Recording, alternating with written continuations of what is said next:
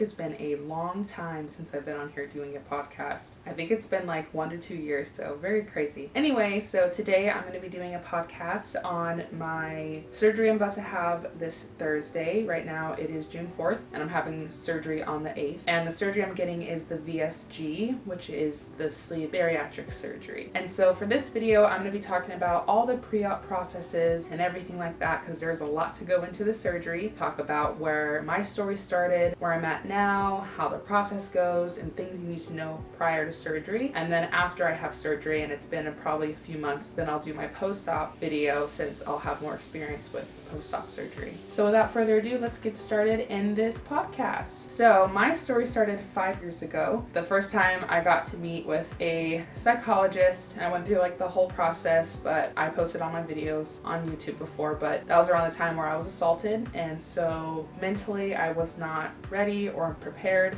to do surgery back then, but I got through the process. Another program that I am now, not the same program anymore. It was through my dad's insurance, so that progress stopped, and I took a break to focus on mental health and everything like that. And then the process started again. I think January of last year I tried again. I was ready. I felt like I was mentally prepared, and I've been still waiting for the surgery, so I was like, you know what, I'm gonna try again. And so I went through my dad's insurance and got through most of the process, and then I realized that, oh wait, my main insurance is different, and so I had to get booted out of that program since my main insurance wasn't going to cover the surgery and I wouldn't qualify through my main insurance, so I had to drop that one. And so that was around November of last year where I was like, dang, again, it was a no. And so I was very defeated. I didn't feel like the surgery was meant to be. I was just gonna give up. So then I started having other health concerns, other health issues, women's stuff. Basically, I got diagnosed with PCOS in January, and that was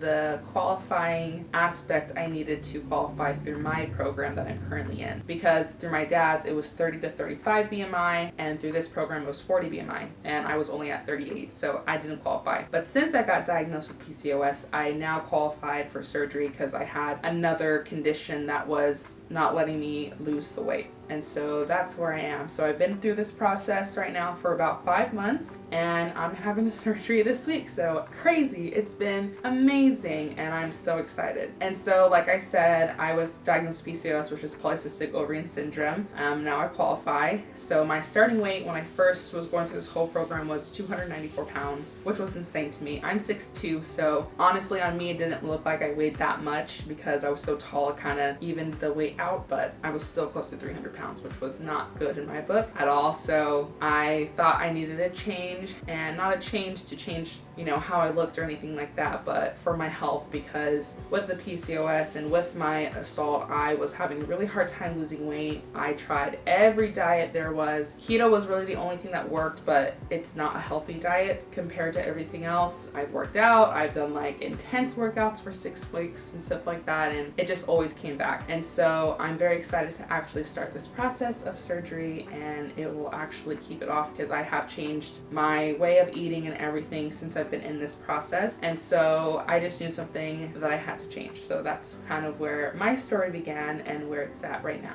So now that we know about my story, I just wanted to talk about the qualifications that you need to have in order to have bariatric surgery. Again, I'm getting the VSG, but there's also the gastric bypass. I don't know if there's any other ones, but those are the only two that were offered by my program. And so this is going to be specifically to the sleeve because this is the process I'm going through. It's pretty much the same thing for the bypass, but it may differ for some areas. So again, this is only specific to the VSG and specific to my program. I'm sure each program has different requirements and things like that. So depending on your insurance and hospital, you need to have a body mass index or BMI of 35 or higher. So like I said, through my dad's insurance, that was fine. I would qualify. But through the program I'm in now, I need to have a 40 BMI. But with my other issues, or not issues, but with my other things going on, I qualified with a 38 BMI. Other conditions that you may qualify for if you don't meet that 40 BMI could be heart disease, diabetes, high blood pressure, severe sleep apnea, things like that. So anything else that is contributing to your weight gain or your lack of weight loss, tried forever different things, nothing's working, that also can be another reason why you qualify for surgery. Some insurances may require you to be in the process from 6 months to a year. With my dad's insurance, I think it was around 6 months to a year of doing lots of things, changing your lifestyle, all that kind of stuff. But for my current insurance, it was around 5 months. So I actually started the whole process in January, and now I'm here gonna be having surgery in a few days. Crazy, I can't believe it. But a few days, so for mine was 5-ish months, like close to 6 months, but more 5 months. So that's how long mine took. So that's pretty much all I know for qualifications. Again, it just depends on what your program is, what your hospital insurance does. And so that's things to take into consideration, but those are like the main aspects of qualification for bariatric surgery. All right, so let's talk about the process, because this process is very long, very detailed, which of course is important because this is a very life-changing surgery and there's a lot of steps that go into it. So first of all, you need to find a program that has a bariatric office.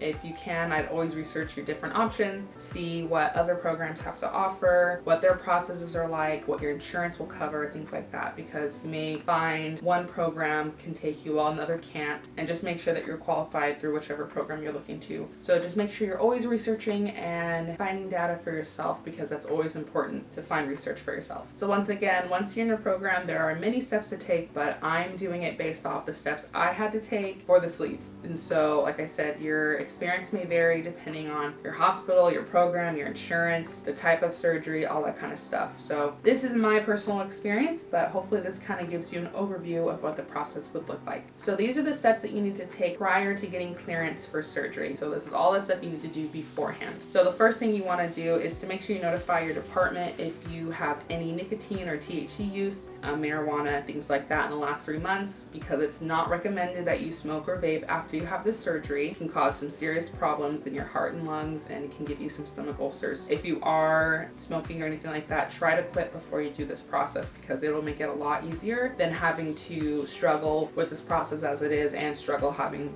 trying to quit smoking. So you can try to quit that, but if you don't, like me, then you're good to go and don't have to worry about this process. Most programs want you to do a height and weight before you even start. That way they can see where you are, what your BMI is, and what surgery would be best for you, things like that. So like again, mine was 294, that's what I weighed in at, with 38 BMI for my height and for my gender. So of course it will vary depending on how tall you are, sex is, and all things like that. So some programs may have you watch or attend some sort of orientation, but they may have you do a quiz, they may have you not. So it just depends on what you're doing. They should give you a booklet with all the information on the surgeries, information about nutrition, the pre-op and post-op information like meal plans, all the vitamins you have to take, exercise examples, things like that. It's going to be a booklet. Mine was like over 200 pages full of information. I highly recommend you read through all of that, because again, this is life-changing surgery and it's a big commitment. So you just can't get the surgery and be good. You have to have willingness to change your life for the better and to just implement all the things that they're telling you to implement. Some kind of orientation could be in person, could be online, just depends on what your program is doing. You'll most likely be a part of a nutrition class and or have a nutritionist. This is vital to your surgery. This will be very beneficial because it'll tell you all the things you need to know food-wise. You'll learn about how protein is the most important aspect after the surgery. You always have to get your protein in first. After your surgery, your stomach will be like 2 to 4 ounces that it can hold food, and that's it. The nutrition aspect is highly, highly important. A cool thing that you'll get to is like a little card, I forgot to bring it in here, but a little nutrition card that you can take to any restaurant or any place that says you can order off kids menu or senior citizen menu or get smaller portions because you had the surgery. So that's a little bonus thing, and I would definitely recommend you do that, because what I've noticed with people is that some people will continue to eat normal like they did before, and you only can eat like 3 or 4 bites. So make sure you're getting those smaller portions and that you're not eating with your past life. Eat with your new life in mind, that your stomach is extremely small now and you need to take your protein in first and make sure you're eating the healthy options and things like that. The next step usually is to meet with the surgeon. With this one, you'll discuss what type of surgery is best for you. For me, depending on my age, I am only 24, and my weight and everything, the sleeve was a better option than having the bypass. So that was personal to me, but it's important to talk to your surgeon like that. And during these appointments, you usually should get a goal weight, and this is just to prove, I guess, progress that you're willing to change your lifestyle. So my goal weight to lose was 20 pounds. And so I went from 294 to now 270 before I started my surgery process of clearance. I had to do all of this stuff in process and like all these extra things you have to do, but you can't move forward unless you make that goal weight. You got to make that goal weight. That's like the number one thing you have to do to actually get surgery clearance if your surgeon is requiring that for you. Another essential part of the program is meeting with psychologists. And like I said before, I wasn't able to go through my other program because of my mental health I was having during that time. I definitely recommend that you make sure that you are mentally prepared for the surgery. It's a big life change. It is huge, huge life change. I'm very thankful that 5 years ago I noticed that I needed help and I got that help, and now I'm here and I'm doing it. It's not a you never get to do it again. It's a you'll do it one day type of thing. So just make sure your mental health is good and intact. Maybe that means you're going to therapy full time or things like that. Just make sure your mental health is good because it will do a lot of changing in your life after surgery, and you just want to make sure that you're mentally prepared for everything. So those were all the pre-surgery clearance steps. Now I'm going to talk about the actual surgery clearance steps. So the first thing is, once you reach that goal weight, now you can finally move on to your pre-op surgical things.